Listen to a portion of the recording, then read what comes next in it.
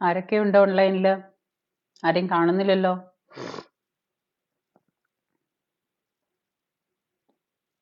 എല്ലാവരും ബിസിയാണോ?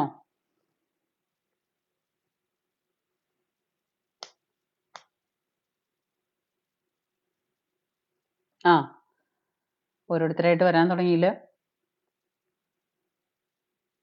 ആരാണെന്ന് പേര് കാണിക്കുന്നില്ല. 2-3 ദിവസമായിട്ട് കുറച്ച് തിരക്കായിരുന്നു. വിഷയങ്ങൾ ഒരുപാടുണ്ടായിരുന്നു. പക്ഷേ നമ്മൾക്ക് സംസാരിക്കാനും ലൈവ് ഇടാനും പറ്റുന്ന ഒരു സാഹചര്യം കൂടി കിട്ടണ്ടേ. അതുകൊണ്ടാണ് ഓരോരോ ദിവസവും നടക്കുന്ന സംഭവങ്ങളെ കുറിച്ചിട്ടൊന്നും പറയാൻ പറ്റാത്തത്. എന്തായാലും പ്രിയ കൂട്ടുകാരെല്ലാവരും ക്ഷമിക്കുക, അല്ലാണ്ട് വേറെ നിവൃത്തിയില്ല. ആരുടെയും പേര് കാണിക്കുന്നില്ല, പ്രൊഫൈല് മാത്രമേ കാണുന്നുള്ളൂ. ഓക്കെ, അപ്പോ ഇപ്പോഴത്തെ ഒരു അവസ്ഥ, രഞ്ജിത്ത് വംശി എങ്ങനെയാണെന്ന് വിചാരിക്കുന്നു. നമസ്തേ, എല്ലാവർക്കും നമസ്തേ, എല്ലാവർക്കും എൻ്റെ നമസ്തേ. ഓക്കെ, കഴിഞ്ഞ ദിവസം നമ്മളൊരു ചാനൽ ചർച്ച കണ്ടു. നിങ്ങളെല്ലാവരും കേട്ട വിഷയങ്ങളൊക്കെ ആയിരിക്കും. എന്നാലും ഞാനത് ഒന്നും കൂടെ പറയാനായിട്ട് നിങ്ങളുടെ മുന്നിൽ ഒന്ന് കാണിക്കാനായിട്ട് ആഗ്രഹിക്കുകയാണ്. മഹാരാഷ്ട്രയിൽ അപ്പം എല്ലാ കാര്യങ്ങളും ഒരു മീറ്റിംഗ് ഉണ്ടാവും. എങ്ങനെയാന്ന് എവിടെയെല്ലാം തെറ്റ് പറ്റും നമ്മൾ എന്തായാലും അത് തിരുത്തണം, അല്ലെങ്കിൽ തിരുത്തിയിട്ടില്ലെങ്കിൽ കോൺഗ്രസ് പാർട്ടി ഇല്ലാണ്ടാവും. അപ്പം ശക്തമായിട്ട് തിരുത്തണം. ഹരിയാനയിൽ ഒരു വലിയ തോൽവിയായിരുന്നു, മഹാരാഷ്ട്രയിൽ അതിലും വലിയ തോൽവി. അപ്പം ഇനി നമ്മൾ ശക്തമായിട്ട് സംഘടനാപരമായിട്ട് എന്റെ ഇതില് ശക്തമാക്കണം. പക്ഷെ നമുക്ക് ഒന്നും പറയാൻ പറ്റില്ല. എനിക്ക് ഒരേ കാര്യം പറയാൻ പറ്റുള്ളൂ. രാഷ്ട്രത്തിൽ ഞാൻ കണ്ടെത്തോളം എന്റെ അനുഭവത്തിൽ നിന്ന് ഈ സ്ത്രീ പറയുന്നത് സംഘടനാപരമായിട്ട്, അതായത് ഒന്നുകിൽ മലയാളം പറയണം, അല്ലെങ്കിൽ ഇംഗ്ലീഷ് പറയുക, അവരവർക്ക് അറിയുന്ന ഭാഷ സംസാരിക്കുക, അല്ലെങ്കിൽ ഭാഷ അറിയാവുന്ന ആരെങ്കിലും കൊണ്ടിരുത്തുക. ഇത് സംഘടനാപരമായിട്ട് എന്ന് പറയുന്നതിന് പറയാൻ സംഘടനാപരമായിട്ട് പിന്നെ വേറെ ഒരു വാക്കും കൂടെ പറയുന്നുണ്ട്.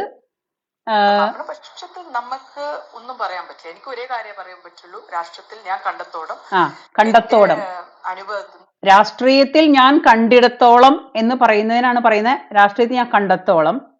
Okay, every dog has its day and every dog comes back. എല്ലാ പട്ടിക്കും അവരവരുടെ ദിവസമുണ്ട്, പട്ടികൾ തിരിച്ചു വരികയും ചെയ്യും.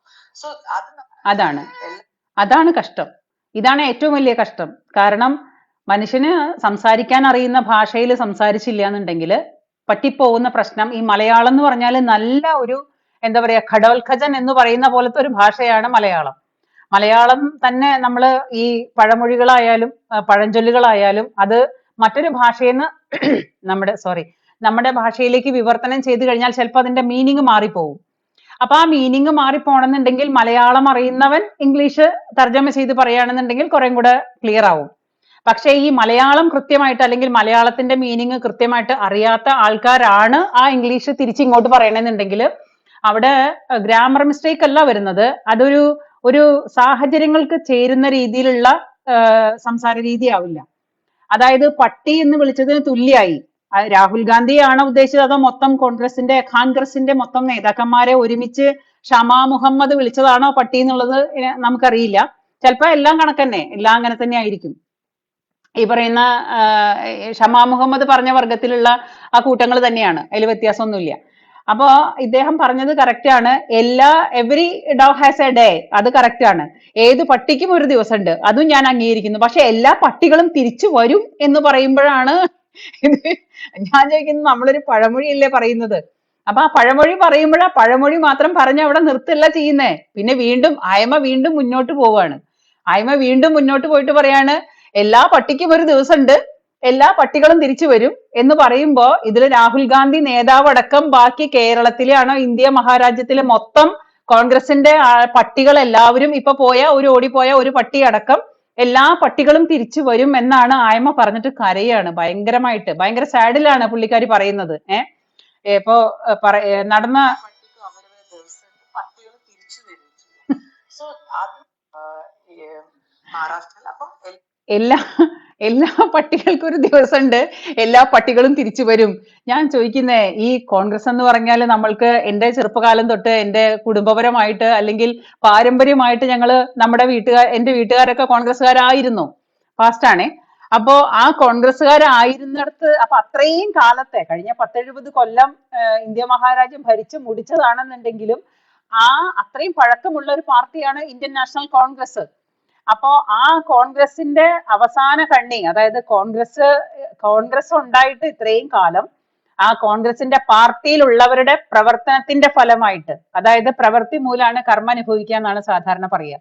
അപ്പൊ ആ പാർട്ടിക്കാരുടെ, ആ കോൺഗ്രസ് പാർട്ടി നമ്മുടെ നാടിന് ഇന്ത്യ സ്വാതന്ത്ര്യം നേടിയെടുത്തതിന് ശേഷവും അതിനു മുമ്പും അതിന് ശേഷവും യവന്മാര് ചെയ്തു കൂട്ടിയ ഓരോ തോന്നിവാസങ്ങൾക്കുമാണ് ഇപ്പോ കാലം മറുപടി കൊടുത്തുകൊണ്ടിരിക്കുന്നത്.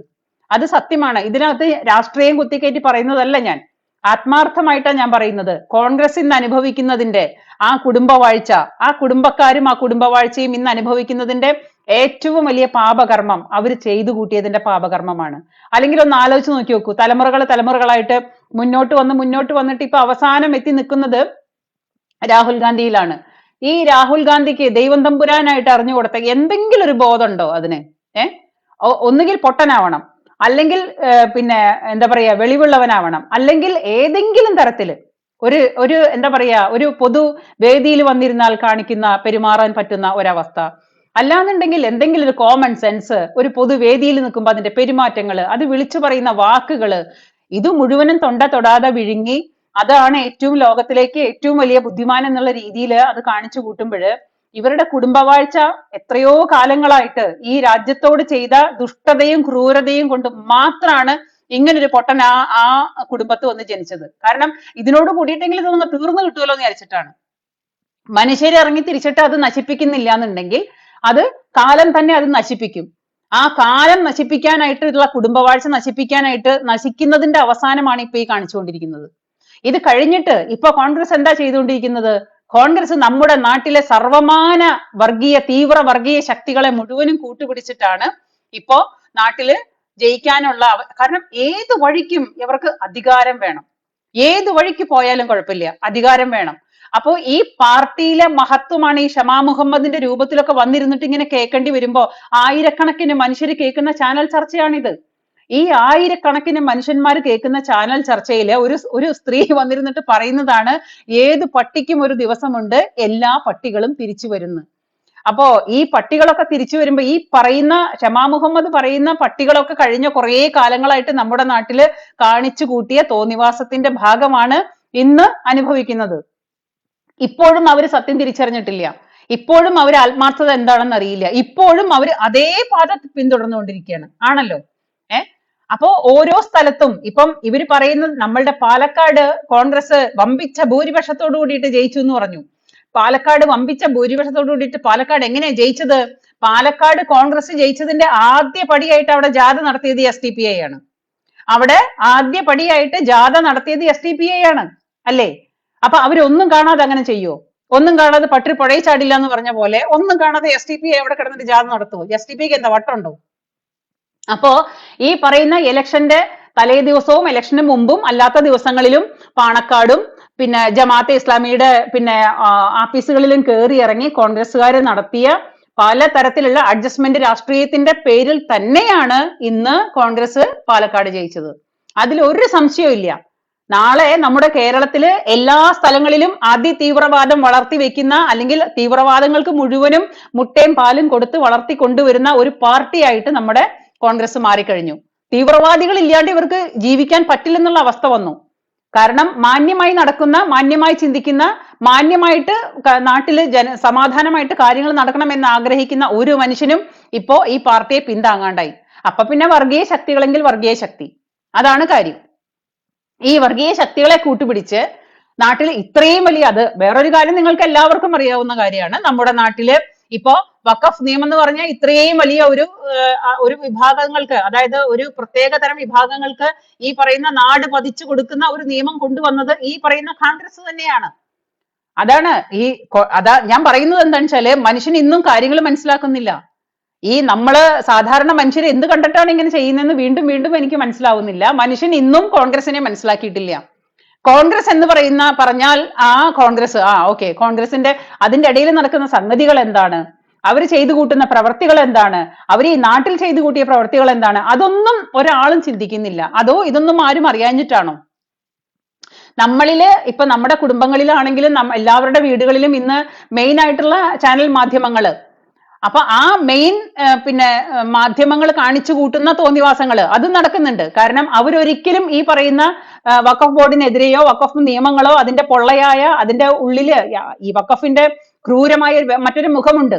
അതിന്റെ ഉദ്ദേശ ശുദ്ധി എന്താണെന്നോ നമ്മുടെ ചാനൽ മാധ്യമങ്ങൾ ആരും ഒരാളോടും പറഞ്ഞു മനസ്സിലാക്കുന്നില്ല.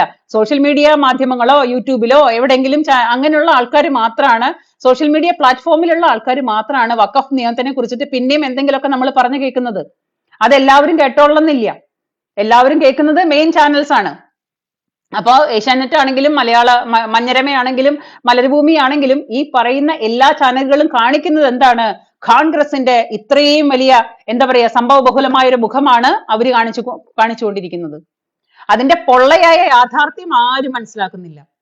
അപ്പോ കേരളം മാത്രമല്ല, ഇന്ത്യ മഹാരാജ്യം മൊത്തം ഈ വഖഫ് ബോർഡിന് പതിച്ചു കൊടുക്കാനുള്ള പണി ഒരു ഭാഗത്ത് അതിന്റെ നിയമങ്ങൾ ഒരുക്കിക്കൊണ്ടിരിക്കുമ്പോ ഇപ്പുറത്ത് കോൺഗ്രസ് ചെയ്യുന്നത് ഈ വർഗീയ ശക്തികള്, അതായത് വളരെ വളരെ തീവ്രമായിട്ട് ചിന്തിക്കുന്ന SDPI പോലുള്ള ജമാഅത്തെ ഇസ്ലാമി പോലുള്ള തീവ്ര സംഘടനകൾക്ക് അവരുടെ കാൽക്കീഴിൽ കൊണ്ടുപോയിട്ട് പണയം വെച്ചിരിക്കുകയാണ് ആത്മാഭിമാനം. നമ്മുടെ കോൺഗ്രസ് ചെയ്യുന്ന പണിയാണ്. ഇപ്പൊ ഷാഫി പറമ്പലിനെ പോലുള്ള ആൾക്കാർ പറയും ഞങ്ങൾക്ക് വർഗീയ, അതായത് നമ്മളുടെ മുന്നിൽ നിന്നിട്ട് ഈ രാഷ്ട്രീയക്കാരെ കുറിച്ച് കൂടുതൽ പറയേണ്ട കാര്യമൊന്നുമില്ല. കാരണം അവര് നമ്മുടെ മുൻപിൽ ഒരു മുഖം ഉണ്ടെങ്കിൽ അവർക്ക് വേറൊരു മുഖം പിന്നിലുണ്ട്. അപ്പോ നമ്മളെ കാണുന്ന മുഖം കൊണ്ട് അവര് നമ്മുടെ മുൻപിൽ വന്നിട്ട് പറയും അവർക്ക് വർഗീയ ശക്തികളുടെ വോട്ടേ വേണ്ടെന്ന് പറയും. ഷാഫി പറമ്പില് പ്രസ്താവിച്ചതാണ്, ഞങ്ങൾക്ക് വർഗീയ ശക്തികളുടെ വോട്ട് വേണ്ട. അപ്പൊ പിന്നെ ഷാഫി പറമ്പിൽ തന്നെ മറുപടി പറയണം, എന്തുകൊണ്ടാണ് പാലക്കാട് ഇലക്ഷൻ കഴിഞ്ഞിട്ട് കോൺഗ്രസ് ജയിച്ചപ്പോ അവിടെ SDPI ജാഥ നടത്തിയെന്നുള്ളത് കോൺഗ്രസ് പറയണം, അല്ലെങ്കിൽ ഷാഫി പറമ്പിൽ പറയണം. അപ്പോ ഈ നമ്മളുടെ മുൻപിൽ കാണിക്കുന്ന മുഖമല്ലാതെ മറ്റൊരു മുഖമുണ്ട്. അതായത് പാണക്കാട് തറവാടിനകത്ത് നടക്കുന്ന ചർച്ചകളും ഇലക്ഷന്റെ മുൻപായാലും പിന്നെ ആയാലും കോൺഗ്രസിലേക്ക് ഒരാൾ വന്നാലും പോയാലും എല്ലാത്തിന്റെയും നാഥനായിട്ടിരിക്കുന്നത്, എല്ലാത്തിന്റെയും തലവനായിട്ടിരിക്കുന്നത് മുസ്ലിം ലീഗും ഈ പറയുന്ന പാണക്കാടുമാണ്. അപ്പോ തീവ്ര സംഘടനകളുടെ കൂട്ടുപിടിച്ചിട്ടായാലും രാജ്യം മറ്റുള്ളവർക്ക് തീറെഴുതി കൊടുത്തിട്ടായാലും ഒരിക്കൽ നമ്മുടെ ഇന്ത്യ മഹാരാജ്യം ഒരുപാട് വലുതായിരുന്നല്ലോ. സ്വാതന്ത്ര്യം കിട്ടിയതിന് ശേഷം അത് വെട്ടിമുറിച്ചത് ആരായിരുന്നു എന്ന് നമുക്ക് എല്ലാവർക്കും അറിയാം. ചരിത്രം നോക്കിക്കഴിഞ്ഞാൽ മനസ്സിലാവും. അപ്പൊ ഇപ്പോഴും ആ പരിപാടി നിർത്തിയിട്ടില്ല. വെട്ടിമുറിക്കുന്ന പരിപാടി കോൺഗ്രസ് ഇതുവരെ നിർത്തിയിട്ടില്ല. അത് തുടർന്നുകൊണ്ടേയിരിക്കുകയാണ്. ഇപ്പൊ പാവം വന്നിട്ട് പാവപ്പെട്ട മനുഷ്യർക്ക് പോലും കിടപ്പാടങ്ങൾ ഇല്ലാണ്ടായിക്കൊണ്ടിരിക്കുകയാണ്. അതെന്തുകൊണ്ടാണ്?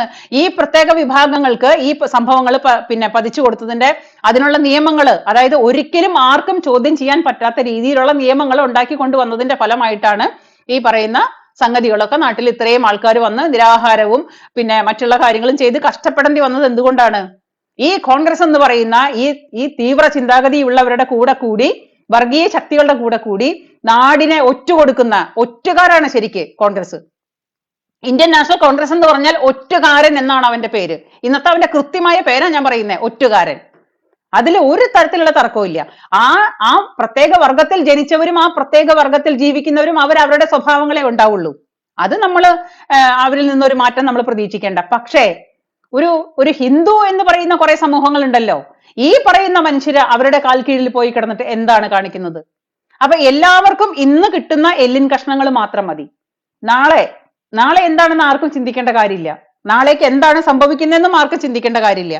എല്ലാവർക്കും ഇന്ന് കിട്ടുന്ന എല്ലിൻ കഷ്ണങ്ങൾ മാത്രം മതി. ആ അധികാര കൊതികൾക്ക് വേണ്ടിയിട്ട്, ആ അധികാര കസാരകൾക്ക് വേണ്ടിയിട്ട്, അല്ലെങ്കിൽ അവരിലുള്ള ഈ പറയുന്നത് മുഴുവനും ആൾക്കാർ പോകുന്നത് എന്തുകൊണ്ടാണ്? കള്ളപ്പണങ്ങൾ ഇങ്ങനെ അറ്റമില്ലാണ്ട് ഒഴുകിക്കൊണ്ടിരിക്കുകയാണ്. കള്ളപ്പണം എല്ലാവരും പറഞ്ഞു, ഇലക്ഷന്റെ സമയത്ത് രാഹുൽ മാങ്കൂറ്റൻ അവിടെ പെട്ടി കൊണ്ടുവന്നു, അത് കള്ളക്കഥയായിരുന്നു. മാങ്കൂറ്റൻ ആ പെട്ടി കൊണ്ടാണ് കയറി വന്നത്. ആ പെട്ടിയിൽ എല്ലാവരും പണമാണെന്ന് കരുതി അവസാനം മാങ്കൂറ്റനെ നാണം കെടുത്താൻ നോക്കി, അതുകൊണ്ട് മാങ്കൂറ്റൻ ജയിച്ചു. സത്യം അതൊന്നുമില്ല, പെട്ടിയിൽ വന്നത് പണം തന്നെയാണ്. അതിന് ഒരു സംശയവും ഇല്ല. പെട്ടിയിൽ വന്നത് പണം തന്നെയാണ്.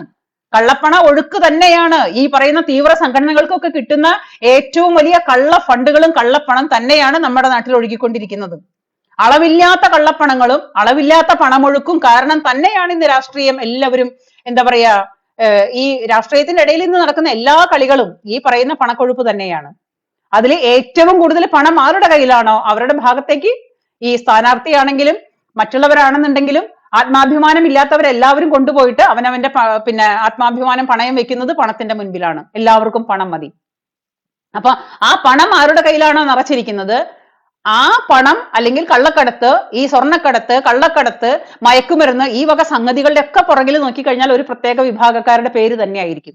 അപ്പൊ ഏറ്റവും കൂടുതൽ പണം ആരുടെ കയ്യിലുണ്ടാവുക? ഈ പറയുന്ന ആൾക്കാരുടെ കയ്യിലാണ്.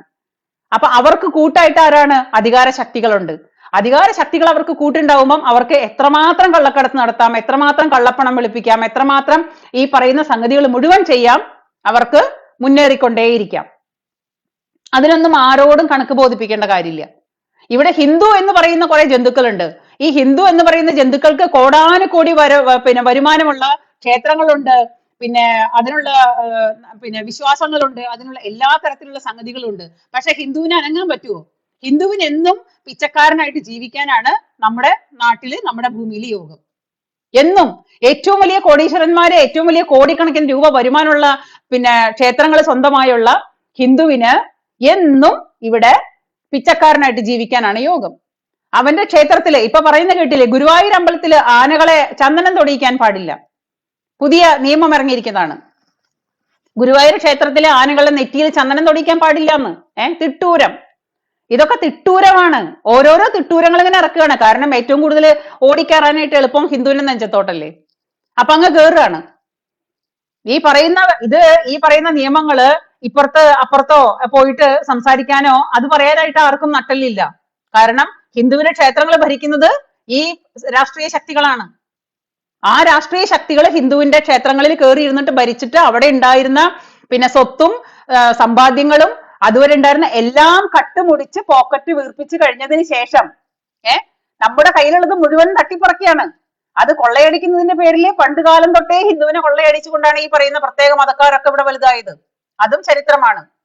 ഞാൻ അനാവശ്യമായിട്ടുള്ള ഒരു ആരോപണങ്ങളും അല്ല പറയുന്നത്. നമ്മുടെ ചരിത്രങ്ങൾ പരിശോധിച്ചാൽ നമുക്ക് മനസ്സിലാക്കാവുന്ന കാര്യമാണ്. ഹിന്ദുവിന്റെ മുതൽ കൊള്ളയടിച്ചിട്ടാണ് ഈ പ്രത്യേക മതക്കാരെല്ലാം ഇവിടെ ഇന്ന് ഈ നിവർന്നു നിൽക്കുന്ന, ഈ നട്ടലോടുകൂടി നിവർന്നു നിൽക്കുന്ന ഈ സ്വഭാവങ്ങൾ കാണിക്കുന്നത്. ആ കൊള്ളയടിക്ക് ഇന്നും ഒരു കുറവും വന്നിട്ടില്ല. ഇപ്പോഴും ഹിന്ദുവിനെ കൊള്ളയടിക്കുന്നു. ഹിന്ദുവിന്റെ പണം വേണം, ഹിന്ദുവിനെ പറ്റിക്കണം, ഹിന്ദുവിന്റെ പോക്കറ്റിലെ പൈസ വേണം, മൊത്തത്തിൽ ഹിന്ദുവിന്റെ എല്ലാം വേണം. പക്ഷെ ഹിന്ദു അത് വേണ്ട, അത് കാഫിറാണ്. ഹിന്ദുവിനെ വേണ്ട, അത് കാഫിറാണ്. അല്ലെങ്കിൽ ഹിന്ദുവിന്റെ നെഞ്ചത്തോട്ട് എപ്പോ വേണമെങ്കിലും കയറാം, എന്തു വേണമെങ്കിലും പറയാം, എങ്ങനെ വേണമെങ്കിലും പെരുമാറാം എന്നതാണ് നമ്മളാണ് അവർക്ക് പഠിപ്പിച്ചു കൊടുക്കുന്ന ശീലങ്ങള്.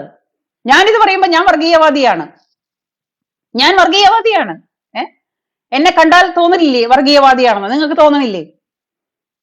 അപ്പൊ വർഗീയത എന്ന് പറയുന്നത് കഴിക്കുന്ന ഭക്ഷണത്തിൽ വർഗീയത, പറയുന്ന സംസാരത്തിൽ വർഗീയത, ഈ പറയുന്ന ഉടുക്കണ വസ്ത്രത്തിൽ വർഗീയത, ധരിക്കുന്ന എന്താ പറയാ വസ്ത്രങ്ങളിലായാലും ഭക്ഷണത്തിലായാലും ഇതിലെല്ലാത്തിലും വർഗീയത കൊണ്ടുവന്നിട്ട് വർഗീയത കാണിച്ച് ഞാൻ ഇന്നതാണ് എന്ന് പറഞ്ഞ് തെളിവ് സഹിതം സമൂഹത്തിന്റെ മുന്നിൽ പറഞ്ഞ് അതോടുകൂടി പേരോട് കൂടിയിട്ട് ലേബല് ചാർത്തി നടക്കുന്നവര് അവരൊരിക്കലും വർഗീയരല്ല. അവരെ അങ്ങനെ പറയാൻ പാടില്ല. ആ പറയുന്നത് നീ കാണിക്കുന്നു, നിന്നെ കാണുമ്പോഴേ അറിയാം, നിന്റെ പേര് കേട്ടാലേ അറിയാം, നിന്നെ കാണുമ്പോഴേ അറിയാം. അല്ലെങ്കിൽ അത് കാണാനായിട്ടുള്ള തെളിവോട് കൂടിയിട്ട് അതിന്റെ സൈനോട് കൂടിയിട്ട് സംസാരിക്കുന്ന, നടക്കുന്ന, പ്രവർത്തിക്കുന്ന, അവർക്ക് ജാതിയിൽ അതായത് പ്രവൃത്തിയിലടക്കം മതമുള്ളവർ അവരൊരിക്കലും വർഗീയവാദികളല്ല. വർഗീയവാദി ഇതൊന്നുമില്ലാത്ത ഹിന്ദുവാണ് വർഗീയവാദി. എങ്ങനെയാണ് ഇവിടെ വർഗീയവാദി ഉണ്ടായത്? ഒരു തരത്തിലും എല്ലാ തരം മനുഷ്യരെയും സ്വീകരിച്ച ചരിത്രമാണ് നമുക്കുള്ളത്. എല്ലാവരെയും ഉൾക്കൊള്ളാനുള്ള മനസ്സ് ഹിന്ദുവിനുണ്ട്. കാരണം നമ്മൾ ഒരിക്കലും ജനിച്ച കാലം തൊട്ട് ഒരു പാഠശാലയിലും പോയിട്ട് ഒന്നും പഠിക്കുന്നില്ല. അപ്പുറത്തുള്ളവനെ വെറുക്കണം, ഇപ്പുറത്തുള്ളവൻ ക്രിസ്ത്യാനിയാണ്, ഇപ്പുറത്തുള്ളവൻ മുസ്ലിമാണ്, അല്ലെങ്കിൽ ഞാൻ ഹിന്ദുവാണ് എന്ന് നമ്മൾ ആരും പഠിക്കുന്നില്ല. ഞാൻ എന്നും നിങ്ങളോട് പറഞ്ഞുകൊണ്ടിരിക്കുന്ന ഒരേ ഒരു കാര്യം ഇതാണ്. നമ്മള് ജനിക്കുമ്പോ തൊട്ട് നമ്മൾ ഒരു മതപാഠശാലയിലും പോയിട്ട് നമ്മൾ മതം പഠിക്കുന്നില്ല. മതം പഠിച്ചവൻ, മതം പഠിച്ച് 4-5 നേരവും 6 നേരവും മതം തന്നെ പുഴുങ്ങി തിന്നുന്നവൻ പറയുന്നു നമ്മളെ വർഗീയവാദി. ഇവിടെ എല്ലാവരെയും ഉൾക്കൊണ്ട ഹിന്ദു, എല്ലാവരെയും സ്വീകരിച്ച ഹിന്ദു, അവനെ നോക്കിയിട്ട് പറയാണ് വർഗീയവാദി, ഹിന്ദു വർഗീയവാദി. എന്നിട്ട് അവസാനം ഒട്ടകത്തിന് സ്ഥലം കൊടുത്ത പോലെ അവന്റെ കിടക്കാനുള്ള കിടപ്പാടം പോലും ഇല്ലാണ്ടായിട്ട് അവൻ പുറത്തേക്ക് തള്ളപ്പെടുമ്പോ അവൻ പ്രതികരിക്കും. കാരണം അളമുട്ടിയെ ചേരയും കടിക്കുമല്ലോ. ആ അളമുട്ടിയാൽ ചേരയും കടിക്കുമ്പോ ഇന്നത്തെ ഹിന്ദുവിന്റെ അവസ്ഥ അതാണ്. ഹിന്ദുവിന് അളമുട്ടി, ഒരു നിക്കക്കള്ളിയില്ല, ജീവിക്കാൻ വേറെ വഴിയില്ല, രാഷ്ട്രീയക്കാരുടെ സപ്പോർട്ട് ഇല്ല, ഒരാളും നമ്മളെ സപ്പോർട്ട് ചെയ്യില്ല. പെരുവഴിയിൽ തൂക്കിയ ചെണ്ടയാണ് ഹിന്ദു, പെരുവഴിയിൽ തൂക്കിയ ചെണ്ടയാണ് ഹിന്ദു. ആർക്കും കൊട്ടാം, വരുന്നവനും പോകുന്നവനും എല്ലാവർക്കും കൊട്ടാം. ആ കൊട്ടാണ് ഇപ്പൊ സർക്കാരും ചെയ്തുകൊണ്ടിരിക്കുന്നത്. ഹിന്ദുവിനെ ഉപദ്രവിച്ചാൽ ആരും ചോദിക്കാനില്ല, ഹിന്ദുവിന്റെ എന്താ പറയാ ആരാധനാലയങ്ങൾ കയ്യേറിയാൽ ആരും ചോദിക്കാനില്ല, ഹിന്ദുവിന്റെ ആരാധനാലയങ്ങളിൽ തോന്നിവാസം കാണിച്ചാൽ ആരും ചോദിക്കാനില്ല, ഹിന്ദുവിന്റെ വിശ്വാസങ്ങളെ കാറ്റിൽ പറത്തി അവഗണിച്ചാൽ അവഹേളിച്ചാൽ ആരും ചോദിക്കാൻ വരില്ല. ഈ പറയുന്ന അവഹേളിച്ചവന്റെയും പിന്നെ എന്താ പറയാ തോന്നിവാസം കാണിച്ചവന്റെയും കഴുത്തും നാക്കും എല്ലാം അവിടെ തന്നെ ഉണ്ടാവും, ഒരു പ്രശ്നവും. അതുകൊണ്ട് പിന്നെയും ചെയ്തുകൊണ്ടേയിരിക്കുന്നു. അപ്പുറത്ത് മിണ്ടിയാൽ, അങ്ങോട്ട് തിരിഞ്ഞിട്ട് എന്തെങ്കിലും പറഞ്ഞാൽ നിങ്ങളുടെ കഴുത്ത് കാണില്ല, അല്ലെങ്കിൽ നാക്ക് കാണില്ല, അല്ലെങ്കിൽ കയ്യോ കാലോ കാണില്ല. അപ്പൊ അതുകൊണ്ട് അത് പേടിയുണ്ട്, താടിയുള്ളപ്പന് പേടിയുണ്ട്. ഇത് പേടിയില്ല, കാരണം നമ്മൾ ആരും ഉപദ്രവിക്കാൻ പോകുന്നില്ല. നമ്മൾ മതം പഠിച്ചിട്ട് മതം പൊട്ടി നടക്കുന്നവരല്ല. ജനിച്ച കാലം തൊട്ട് നമ്മളെ ആരും മതം കുത്തിക്കയറ്റി തന്നില്ല. അതുകൊണ്ട് തന്നെ നമ്മൾ മതം പഠിച്ചില്ല. അപ്പൊ തന്നെ നമുക്ക് എല്ലാവരെയും ഉൾക്കൊള്ളാൻ സാധിക്കുന്നു. അതാണ് ഇവിടുത്തെ പിന്നെ പ്രത്യേകത. എന്നിട്ടും പറയുന്നു ഹിന്ദു അവൻ വർഗീയവാദി. നമുക്ക് ചാർത്തി തന്ന പേരുകളാണ് വർഗീയവാദി. അത് വിളിക്കുമ്പോ നമ്മളങ്ങ് പഞ്ചപുച്ഛമടക്കി മിണ്ടാതിരിക്കും. അതിനാണ് നമ്മളുടെ വായടപ്പിക്കാൻ, നാക്കടപ്പിക്കാൻ വേണ്ടി നമ്മളെ വിളിക്കുന്നതാണ് വർഗീയവാദി. കോടിക്കണക്കിന് പിന്നെ വരുമാനമുള്ള നമ്മുടെ ക്ഷേത്രങ്ങളിൽ കയറിയിരുന്ന് അവിടുത്തെ ഭണ്ഡാരത്തിൽ കൈയിട്ട് വാരി അവിടുത്തെ സർവമാന കോടികളും അവിടുത്തെ പിന്നെ സ്വത്തുക്കളും അടിച്ചുമാറ്റി അതും പോക്കറ്റിലാക്കി അവസാനം അവിടുത്തെ നിയമങ്ങളെല്ലാം മാറ്റി എഴുതിക്കൊണ്ട് ഇപ്പം പുതിയ പിന്നെ തിട്ടൂരം ഇറക്കിയതാണ് ഗുരുവായൂർ അമ്പലത്തിൽ ആനകളെ ചന്ദനം തൊടിയിക്കാൻ പാടില്ല. എന്നാ പിന്നെ ഇനി ഒരു കാര്യം ചെയ്യട്ടെ, ഗുരുവായൂരുള്ള ആനകൾക്കും ലോകത്തെമ്പാടുമുള്ള ആനകൾക്ക് വല്ല ഹൈദ്രോസ് എന്നോ ഷഫീഖ് എന്നോ പിന്നെ ഹൈദ്രാലി എന്നോ പിന്നെ അങ്ങനെ എന്തെങ്കിലും പേരിടട്ടെ. ഇനി അങ്ങനെ ഒരു തിട്ടൂരം ഇറക്കും സർക്കാർ.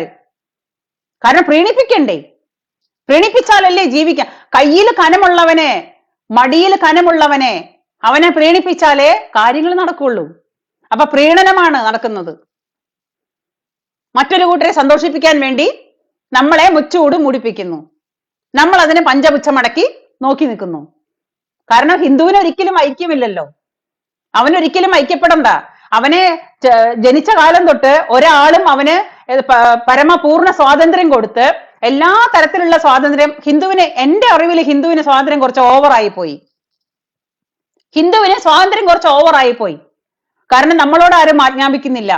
നമുക്ക് മതിൽക്കെട്ടുകളോ വേലിക്കെട്ടുകളോ ഒന്നുമില്ല. ക്ഷേത്രത്തിൽ പോണെങ്കിൽ പോയാൽ മതി, പ്രാർത്ഥിക്കണമെങ്കിൽ പ്രാർത്ഥിച്ചാൽ മതി. നിനക്ക് 5 നേരവും കുമ്പിട്ട് കിടക്കണമെന്ന് ഒരാളും പറയുന്നില്ല.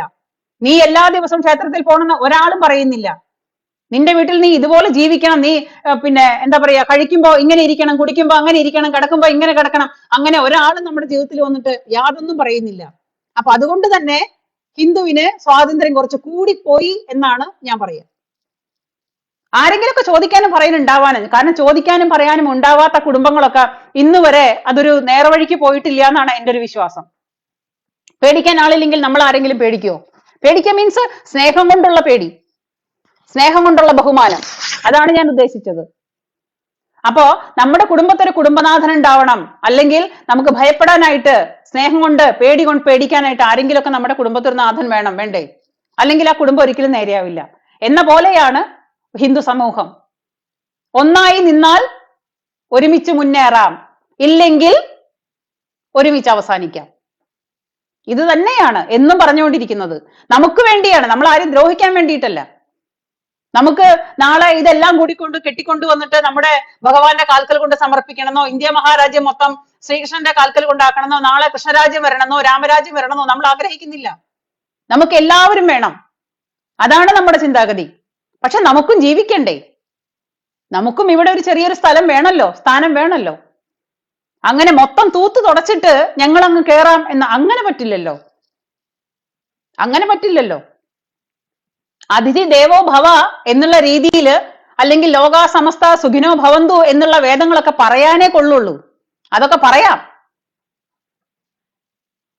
പക്ഷെ സ്വയം ഇല്ലാണ്ടായിട്ട് ഒരു അതിഥി ദേവോ ഭവ എന്ന് പറഞ്ഞിട്ട് ഒരു കാര്യമില്ല. ഞാൻ ഇല്ലാണ്ടായിട്ട് എന്റെ വീട്ടിൽ അതിഥിയെ വെച്ചുകൊണ്ടിരുന്നിട്ട് വല്ല കാര്യമുണ്ടോ? ഇല്ലല്ലോ.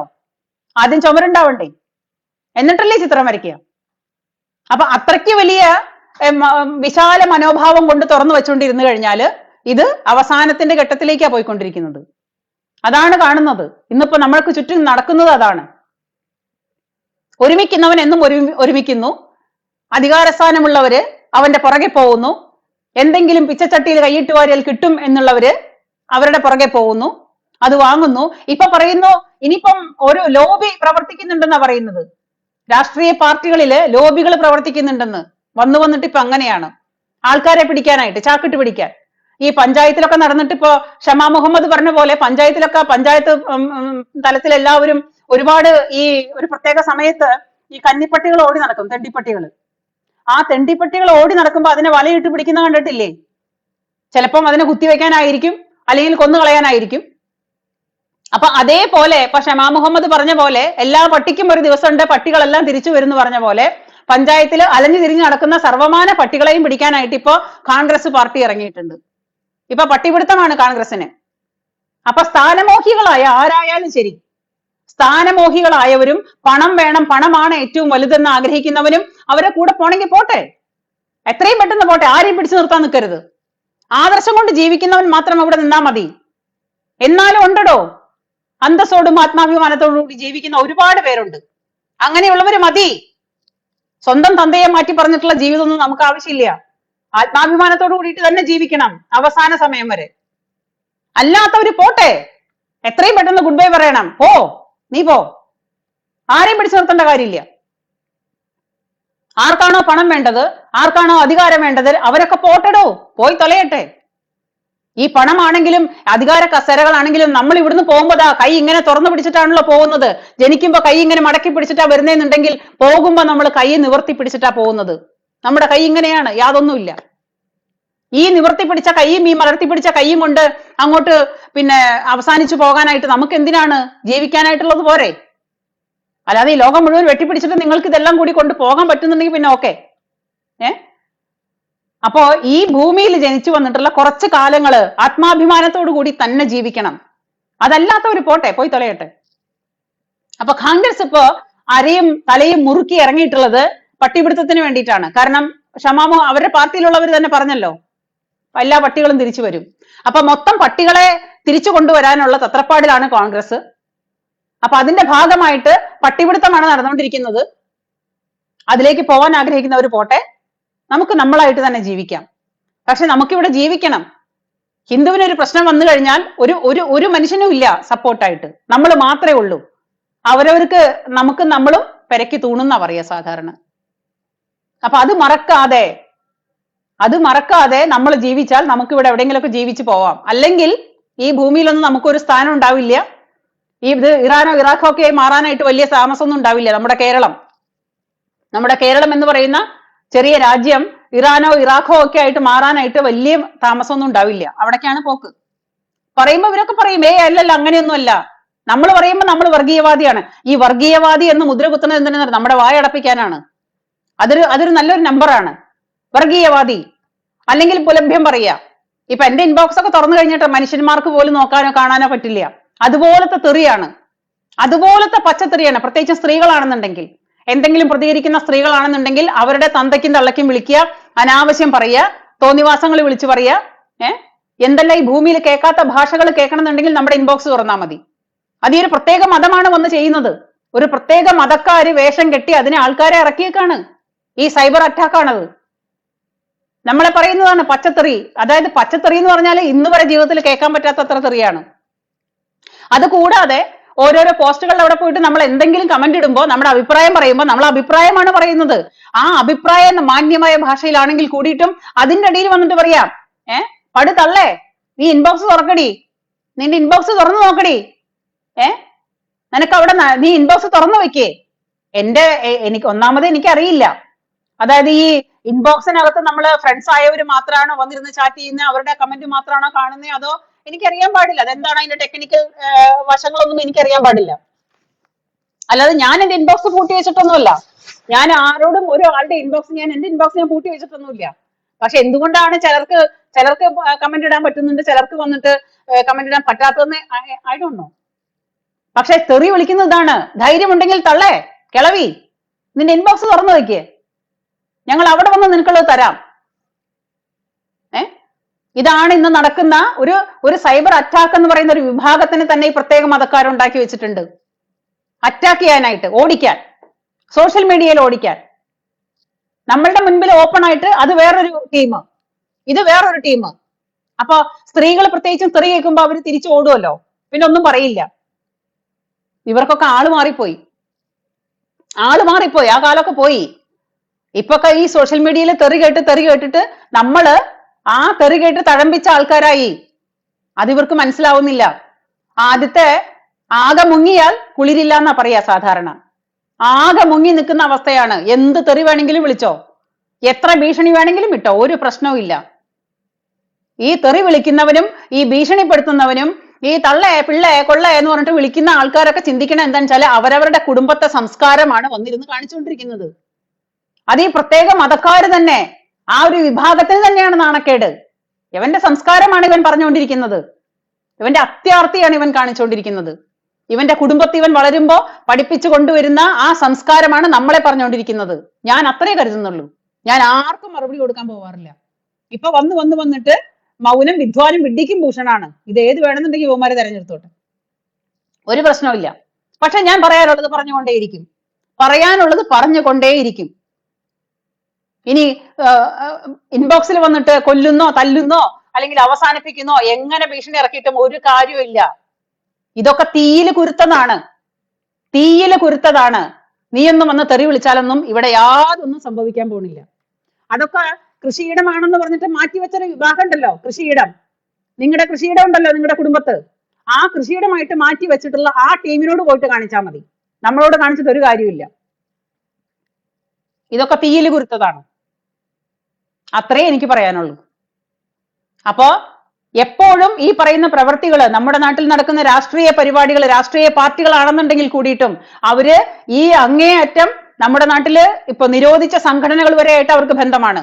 അത്രയും അതിതീവ്രമായ സംഘടനകളുമായിട്ട് കൂട്ടുപിടിച്ചിട്ടാണ് ഇപ്പൊ കോൺഗ്രസ് മുന്നോട്ട് പോകുന്നത്. അധിക കാലം വൈകാതെ നമുക്ക് തിരിച്ചറിയാൻ പറ്റും. അത് തിരിച്ചറിയണം നമ്മുടെ നാട്ടിലുള്ളവരെല്ലാം. ഇല്ലെങ്കിൽ എല്ലാം പോയി കഴിഞ്ഞതിന് ശേഷം നമ്മൾ ഇരുന്ന് കരഞ്ഞിട്ട് ഒരു കാര്യവുമില്ല. ബുദ്ധിപരമായിട്ട് തിരിച്ചറിഞ്ഞ് മുന്നോട്ട് പോയില്ലെങ്കിൽ ഇരിപ്പിടം വരെ ഇല്ലാണ്ടാവും. അതുവരെ ചെയ്ത് കഴിഞ്ഞു. അപ്പോ ഇത്രയും കാര്യങ്ങൾ എനിക്ക് നിങ്ങളോട് പറയാനുണ്ടായിരുന്നു. നമ്മളൊക്കെ പരസ്പരം സംവദിക്കുമ്പോ, പരസ്പരം സംസാരിക്കുമ്പോ, എന്തെങ്കിലും വിളിച്ച് പറയുമ്പോ നിങ്ങൾക്കും ഒരു എനർജി വരും. അല്ലെങ്കിൽ നമുക്കും ഒരു എന്താ പറയാ, മുന്നോട്ട് പോകാനുള്ള ഒരു എനർജറ്റിക് ആയിട്ട് നമുക്കൊരു മുന്നോട്ട് പോകാൻ സാധിക്കും. അതുകൊണ്ട് ഞാൻ എന്നെ കൊണ്ട് പറ്റുന്നത് പറയുന്നതാണ്. നിങ്ങളെ കൊണ്ട് പറ്റുന്നത് നിങ്ങളും ചെയ്യണം. സമൂഹത്തില് നമ്മളെ കൊണ്ട് പറ്റുന്നത് നമുക്ക് എല്ലാവർക്കും ഒരുമിച്ച് ചെയ്യാം. അത്രേ നമ്മളെ കൊണ്ട് പറ്റുള്ളൂ. അപ്പോ എല്ലാവർക്കും എൻ്റെ നന്ദി, കൂപ്പുകൈ, നമസ്തേ, താങ്ക് യു.